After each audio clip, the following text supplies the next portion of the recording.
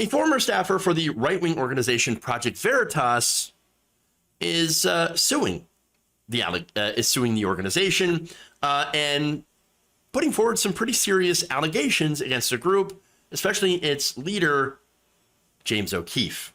So now, in a lawsuit filed on Sunday, Antoinetta Zapier claims that she was fired from Project Veritas in March of 2022 for rejecting a sexual advance of a Project Veritas field director. Now, the field director has also been named as Michael Spadone, who she claims had sexually assaulted her. So, again, this is some pretty serious stuff. Do we know it's true? No, this is a lawsuit. Would it surprise me if it was true? No. I mean, honestly, look, we've all heard some of the stories of, for example, right-wing women that are in the alt-right movement saying, oh, there's, it turns out that there's a very anti-women sentiment in the alt-right movement. And for me, it makes me think, how did you not know that? Have you ever listened to them before? Have you ever listened to them before? Yeah, of course there's an anti-woman sentiment. Of course they would be sexist. Okay, but anyway, it's like being surprised that the leopards would eat your face, right? For, joining a group that's called the Leopards Eating Faces Party, Okay, but anyway. So now there's these allegations. Let's get through some of them, okay? Let's start out with some of the goofy stuff, because there's plenty here. Now, Zapier claims she would be woken up in the middle of the night because Project Veritas founder James O'Keefe had lost his apartment keys. Interesting. Now, another allegation that's goofy is that she would be asked to fake O'Keefe's signature onto thousands of copies of his book after donors had paid $200 each to receive signed copies. So we've seen this before, right? So you get a right-winger that puts out a book. The book obviously is not going to sell very well. And so what donors will do, they'll just buy up giant chunks of it in order to get them on the New York Times bestseller list. And so now these people are stuck with a mountain of just these crappy books that they have to get rid of. They'll just give them away in some cases. So fascinating. $200 though for a signed book. All right. Now, another incident claims that she had to buy supplies to clean up after a rather raucous boat party, where apparently people were so out of it that they had relieved themselves on the floor. Yeah. So we're talking dumps, big massive dumps. Right on the floor of a boat. Now, that was apparently, allegedly, I should say, during a particularly debauched boat party for young Republicans. She says that after buying hundreds of dollars worth of alcohol for the party, she was left frantically purchasing cleaning supplies when attendees defecated on the floor. They call them dumps, big massive dumps. Okay. People are flushing toilets 10 times, 15 times, where the water rushes out to sea because you could never handle it. You could just never handle it. Yeah, I wouldn't want to handle that either. I mean, again, as an administrative assistant, that's the job. Yikes. Not fun. But it actually gets worse, because not only was she cleaning up after these really, really debauched parties, right? But there's also very serious stuff. For example, one of the allegations include a staffer there having an abortion, another staffer having a near-fatal drug overdose, as well as just open pornography on office computers, and even alleged sexual recordings. Wow. In fact, Zapier's attorney, Arthur Schwartz, said, quote, "It's like Animal House." Yikes. All right, so let's get more of the details, right? About some of the more serious stuff, right? For example, the sexual allegations, right? The complaint describes a workplace rife with alcohol and drug use, sexual relationships, or what I guess what Charlie Kirk would call, what was it? I can't find that sound clip now. Sexual anarchy. Yeah. Apparently there was a lot of that was going on. But now for some reason I can't find it. So, but one man described this as a superior also engaged in daytime drinking and sexual activity in the office. Wow. One instance when a Project Veritas fundraiser impregnated a woman described in the lawsuit as a subordinate, also big issue, right? He then paid for her abortion. After O'Keefe was told about the abortion, according to Zapier, the employee remained in his position. The lawsuit also alleges that O'Keefe had personally been involved in the mistreatment of female employees and the fostering of this hostile work environment. In the court filings, Zapier claims O'Keefe required Project Veritas undercover operatives, for example, to familiarize themselves with the book, both the book and the movie versions of Red Sparrow, a story about female Russian spies using seduction to gather intelligence. So now remember, what Project Veritas does is they do undercover sting operations on liberal groups. Okay? So they do it on like Planned Parenthood, for example. And so what? They wanted, O'Keefe wanted these women who worked there to seduce people to get information. Okay, well, there's more. O'Keefe also allegedly described good-looking Project Veritas female agents as pretty young things, or PYTs, and had asked his employees to flag private social media messages from women so that he could, quote-unquote, respond to them personally. All right. The complaint also alleges that O'Keefe disparaged individual women's bodies, describing one woman as a train and nicknaming another Belle because she was shaped like the Liberty Bell. Huh.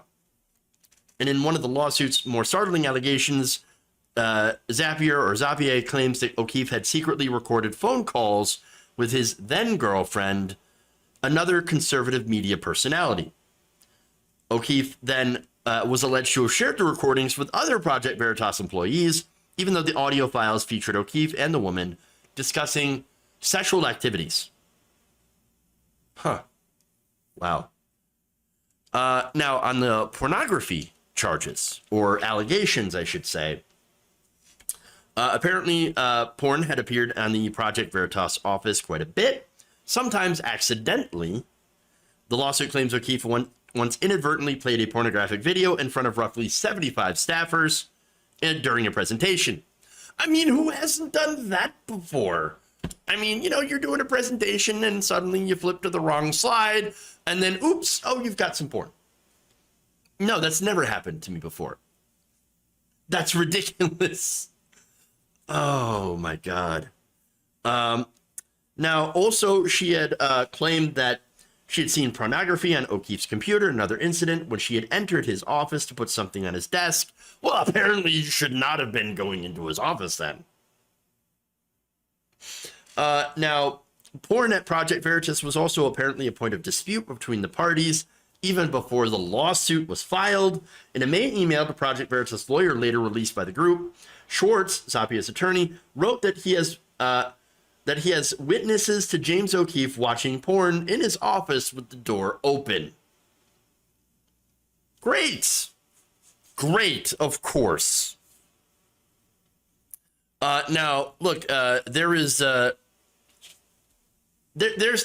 indication that he was doing anything else while this was happening, but still, you could at least have the decency to close and lock the door. Again, you shouldn't be doing this at work, but leaving the door open, Come on. No, you know what? Never mind. Don't come.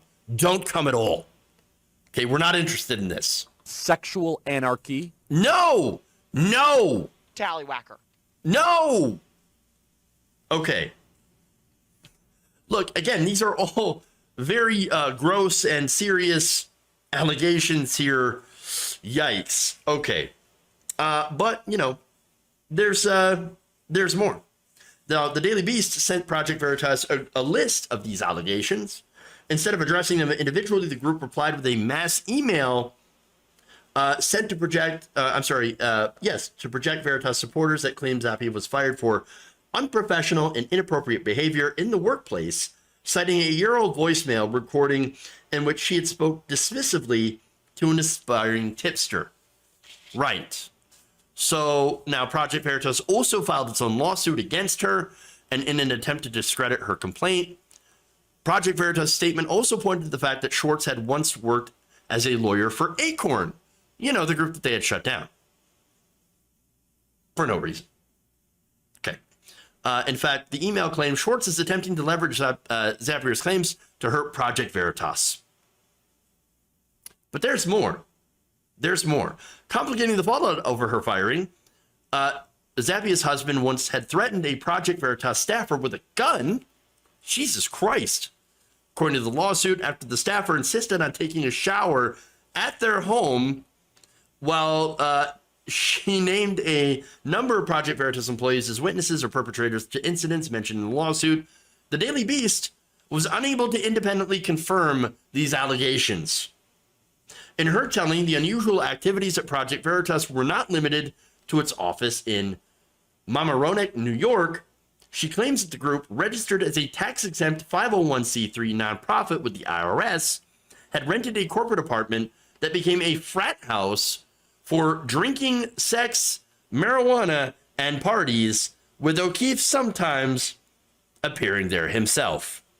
Sexual anarchy. Now, they also go on to say that attempts to rein in this culture were quashed, according to the lawsuit, when a female attorney started to document potential human resources violations, including workday drinking, a superior having an inappropriate sexual relationship with a much younger subordinate. Oh, and they want to call the left groomers, by the way. Interesting. O'Keefe allegedly accused that lawyer of spying in on staffers.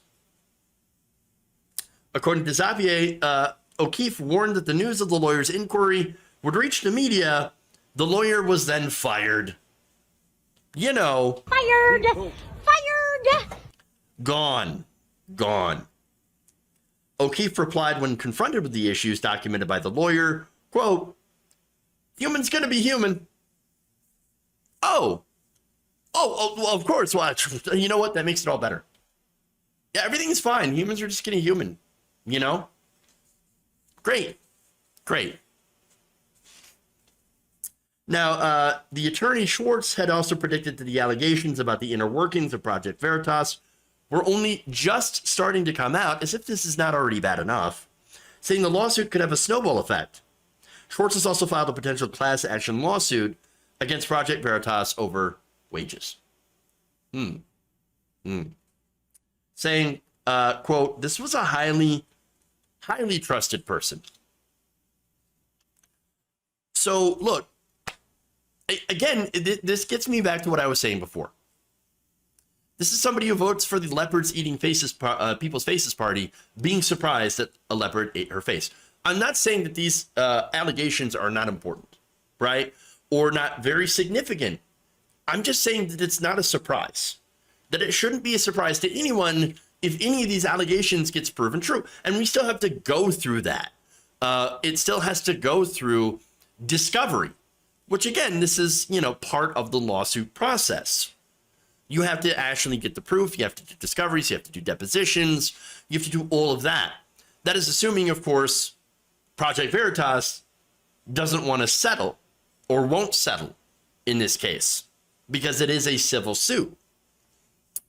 Nonetheless, again, I wouldn't be surprised because this seems to be the culture everywhere. Again, let's go back to Madison Cawthorn for a minute, right? Tallywhacker.